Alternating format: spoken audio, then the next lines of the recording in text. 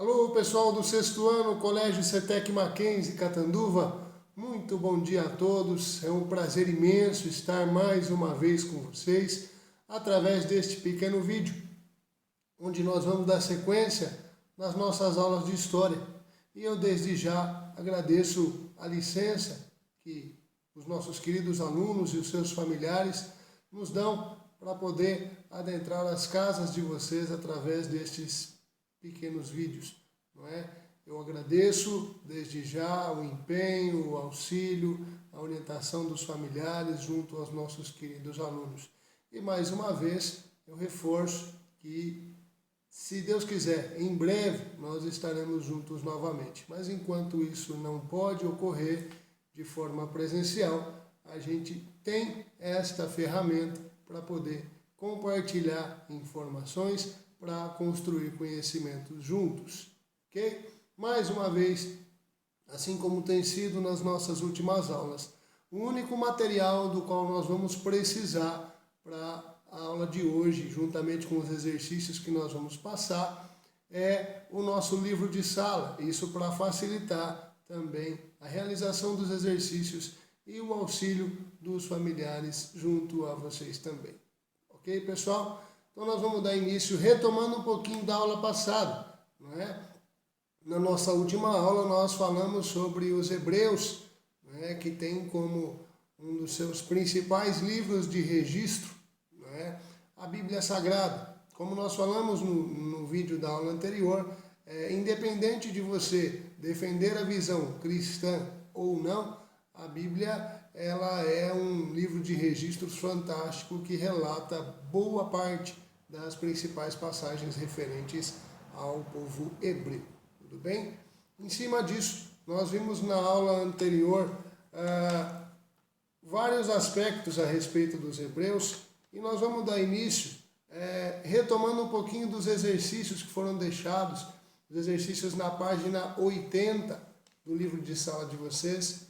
Vocês podem observar que nós temos aí dois exercícios que foram deixados, né? O primeiro, a respeito das respostas dos exercícios, né? O primeiro diz assim, estou aqui com o meu livro de sala para poder acompanhar com vocês na página 80. O primeiro deles diz assim: o que ocorreu quando os hebreus regressaram do Egito para a terra prometida?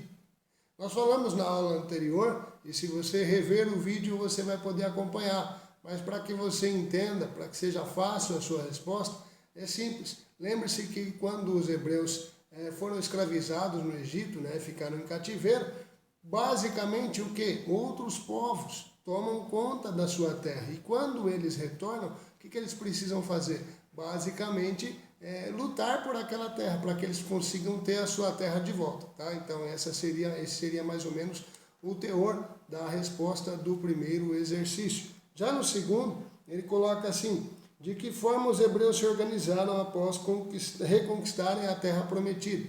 Basicamente, eles se organizaram em tribos, né, que são chamadas 12 tribos de Israel, ou 12 tribos dos hebreus. Né? Dessas tribos, todas eram lideradas de forma familiar, é o chamado patriarcado familiar, ok? Essa seria mais ou menos a linha de resposta, os dados iniciais para a resposta dos dois exercícios que nós deixamos na aula passada.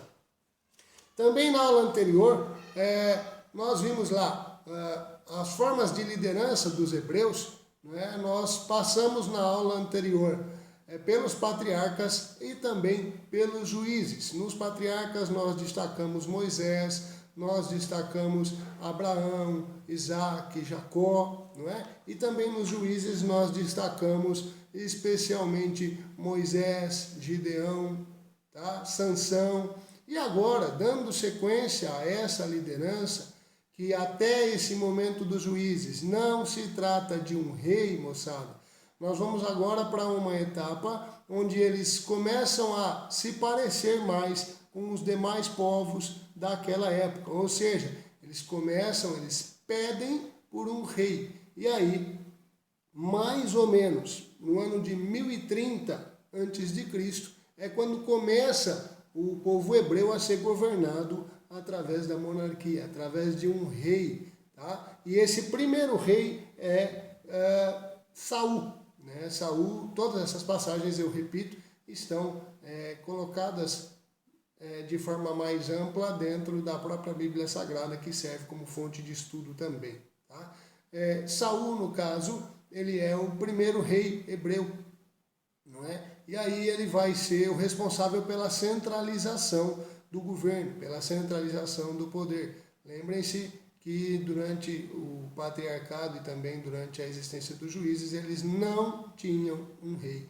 E a primeira vez que isso vai acontecer é com Saul, que é responsável, então, pela centralização do governo dentro do território hebreu. E aí, logo depois disso, o próximo rei depois de Saul é Davi, não é?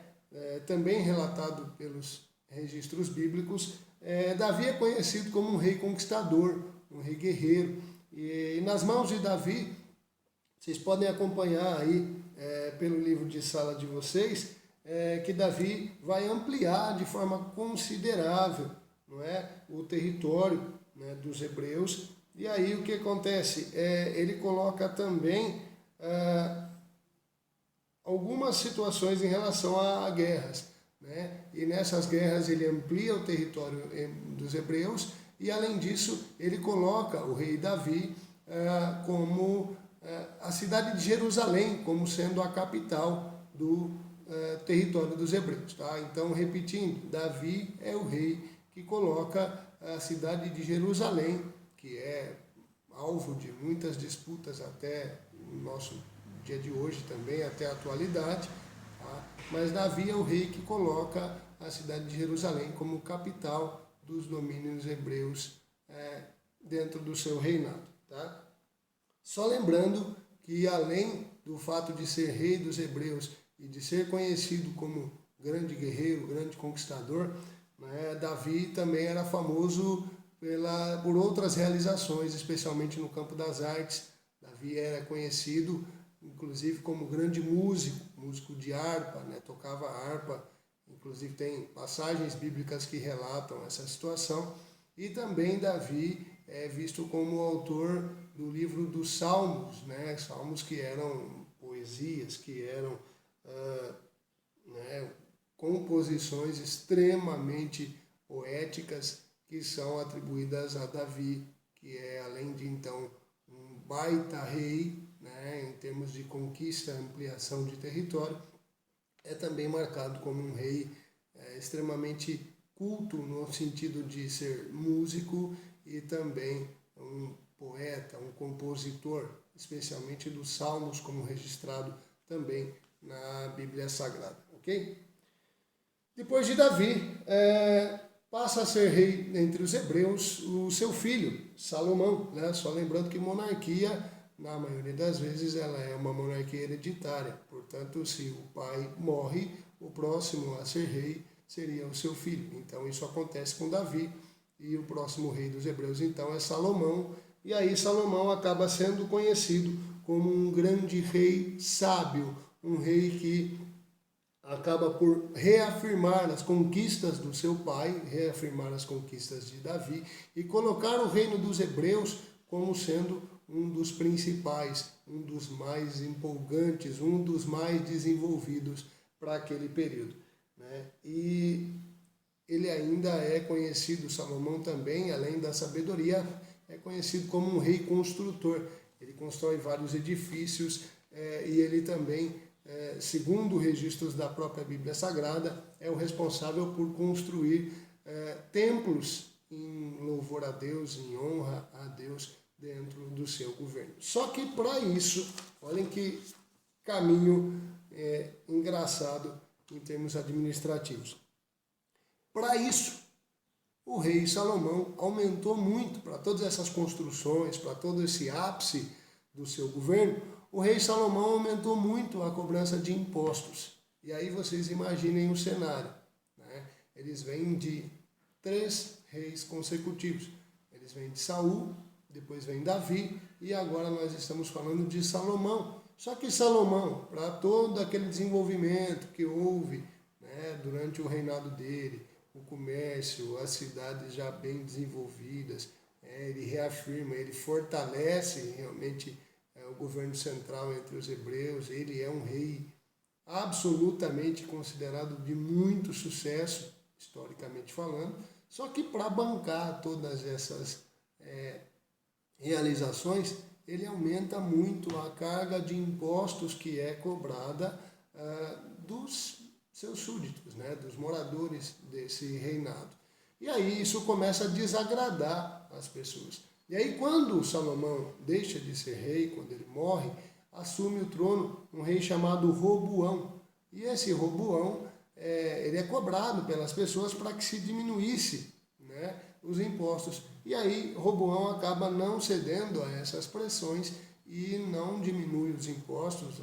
Acredita que não conseguiria, né, administrar o reino com menos arrecadação, com menos, né, dinheiro, com menos impostos.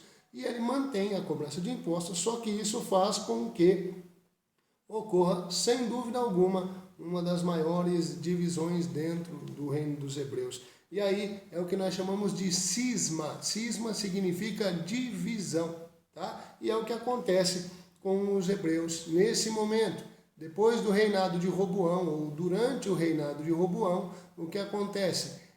O reino dos hebreus se divide em dois. No lado norte, o reino de Israel, com 10 tribos. 10 tribos e a sua capital é Samaria. Tá? Então o que acontece? Lembra que nós falamos da divisão em 12 tribos? Dessas 12, 10 formam o reino de Israel, tá? Que tem sua capital em Samaria e conta com 10 dessas tribos. Só que 2 delas, ao sul, formam o reino de Judá, com 2 tribos em capital em Jerusalém. Só para que vocês possam acompanhar, aí no livro de sala de vocês, nós temos na página 81 os mapas que relatam toda essa ampliação do território dos hebreus feita por Davi, Salomão principalmente, e também o cisma, que foi a divisão entre os reinos de Jerusalém, né, o reino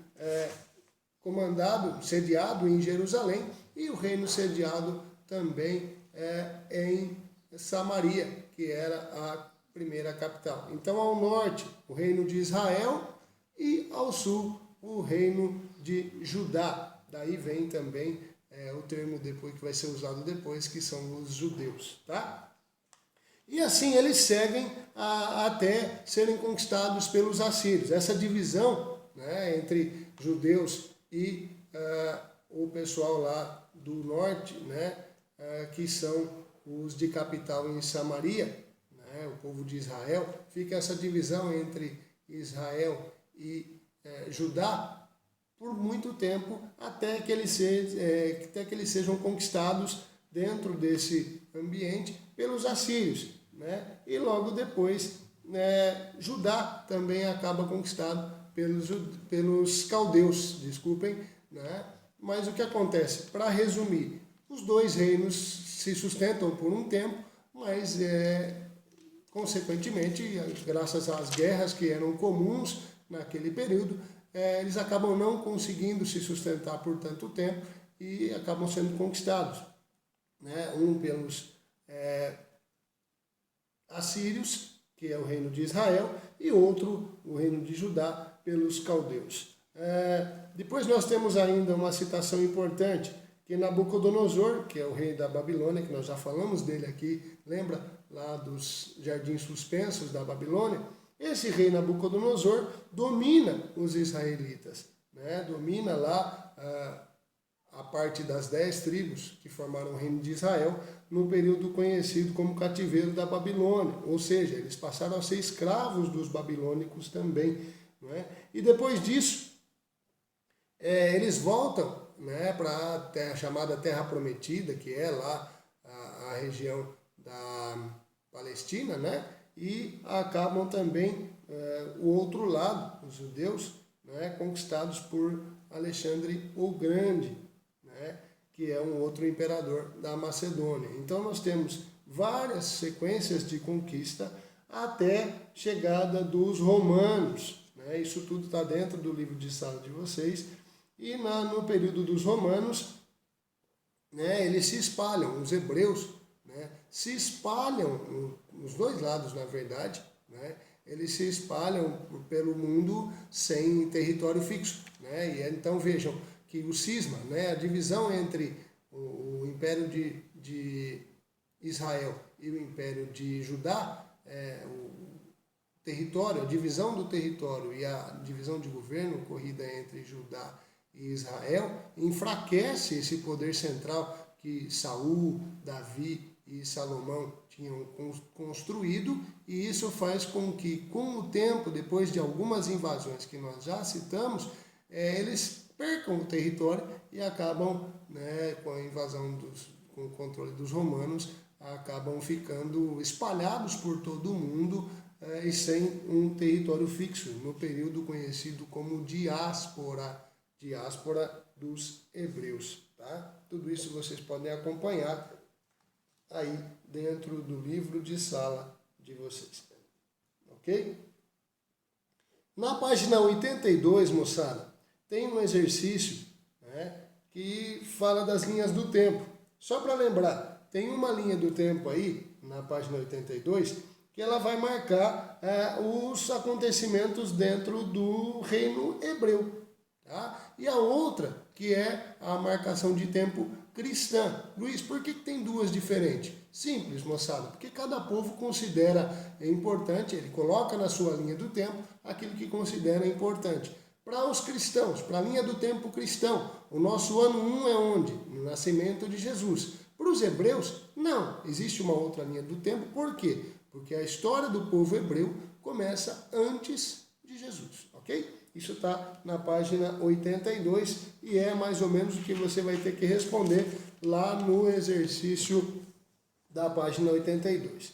Por fim, na página 83, moçada, para a gente caminhar para o final da nossa aula, nós vamos ter um pouquinho de cultura e religião dos hebreus. Basicamente, o que nós temos? Vamos pensar nas características físicas, nas características climáticas, geográficas aí dessa região dos hebreus. Tá? Chuvas concentradas em apenas um período do ano, basicamente no inverno, e as reservas de água ficam, por isso, muito escassas. Nesse tempo, olha só, mesmo assim, eles se organizam e eles conseguem. Vejam o que o povo hebreu produziu. Ó. Dentro de tudo isso, das guerras, da mudança de rei, que é comum naquela época, eles eram especialistas, eles eram muito habilidosos na agricultura, especialmente trigo, cevada e pepino, também cebola, uvas e azeitonas. Tem na página 83 do livro de sala de vocês, como eu estou com o meu aqui, nós temos aí na página 83 uma relação de todos esses produtos. Temos também uma outra característica. Na pecuária, eles criavam ovelhas e cabras, basicamente. Tá? Uma outra observação importante, que é a respeito das cidades. Isso no campo. Então, no campo, agricultura e pecuária, conforme a gente pode ver aí. Nas cidades, você tem destaque para os artesãos, como os ourives, os carpinteiros, os ceramistas e outros. Tá? O que acontece? Eles conseguem, né, esses artesãos, nas melhores fases do reino hebreu, eles conseguem até comercializar os seus produtos. Nós já falamos um pouco disso no renascimento, né, das cidades e do comércio, né, mas é importante a gente destacar o quê? Eles conseguem produzir tanto na agricultura quanto no artesanato um excedente, uma sobra, né, que acaba sendo até em alguns momentos comercializado, tá bom? Alguns traços culturais agora, além da questão climática e dos produtos que nós falamos, da economia, né, tem também a questão cultural. Vejam, eles eram basicamente divididos em famílias patriarcais, ou seja, inicialmente os líderes eram os mais velhos e por isso a referência ao patriarcado, não é? E em alguns momentos da história dos hebreus, a poligamia, que é o fato de um homem poder se casar com mais de uma mulher, era tolerada, mas depois com o tempo ela acabou sendo abandonada. A poligamia então de início era tolerada e depois acaba sendo abolida, sendo abandonada. Tá? E na crença dos hebreus, filhos eram sinal de bênção de Deus na vida da pessoa. Tá? Era quase que religioso esse aspecto. Né? Quanto mais filhos um homem tivesse, mais abençoado ele seria. Tá? Uma outra parte importante é que eles são totalmente monoteístas, eles adoram apenas a um Deus. E, detalhe, eles não têm nenhum tipo de imagem para representar esse Deus. Tá? Eles não aceitam o culto às imagens, eles não aceitam a adoração de imagens fazendo referência a Deus. Tá? E outra coisa, eles dizem que um homem tem que, através dos seus atos, através dos seus bons atos, se aproximar de Deus. Então a receita para eles era: Deus é dono da nossa vida e para que nós nos aproximemos dele, para que ele fique feliz com a gente, não é? A gente precisa ter bons atos, praticar bons atos, tá? E aí, por fim, nós vamos explicar um pouquinho dos exercícios da página 84 e 85 que vai ficar para vocês fazerem, ok? Tem aí um desenho na 84, né, que relata basicamente um evento importante na história dos hebreus, que você vai poder ler aí no seu livro de sala. Pois o exercício 2 pede a liderança envolvida nessa situação que é mostrada na imagem. O terceiro é uma pergunta bem tranquila, porque fala do que ele segura, né, na imagem, ainda fazendo referência à imagem da página 84. E por fim, no exercício número 4, a importância dessa cena, né, para os hebreus, para a cultura hebraica, o que significa isso. Também tem aí bastante no textinho de vocês. Tudo bem? Basicamente, moçada, por enquanto é isso. Tá? Então, assim, para encerrar o vídeo de hoje, eu agradeço, eu peço que vocês assistam esse vídeo algumas vezes, se for o caso, e vou pedir um outro favor. Se você, após assistir esse vídeo, tiver dúvidas principalmente sobre a realização dos exercícios, queridos, façam um favor. Quando esse vídeo for postado lá no nosso canal do YouTube, que eu vejo que vocês acessam para poder assistir a nossa aula, deixe a sua pergunta, a sua dúvida nos comentários do vídeo. E aí, durante a semana, ao longo dos dias, a gente vai fazer vídeos só com as dúvidas, tá? Então você deixa lá nos comentários do vídeo, por gentileza, o seu nome e a sua dúvida. E aí a gente vai estar fazendo um vídeo só para explicar as dúvidas que vocês deixarem dentro dos comentários do vídeo, ok? Obrigado mais uma vez pela atenção. Fiquem bem, fiquem com Deus e até a próxima!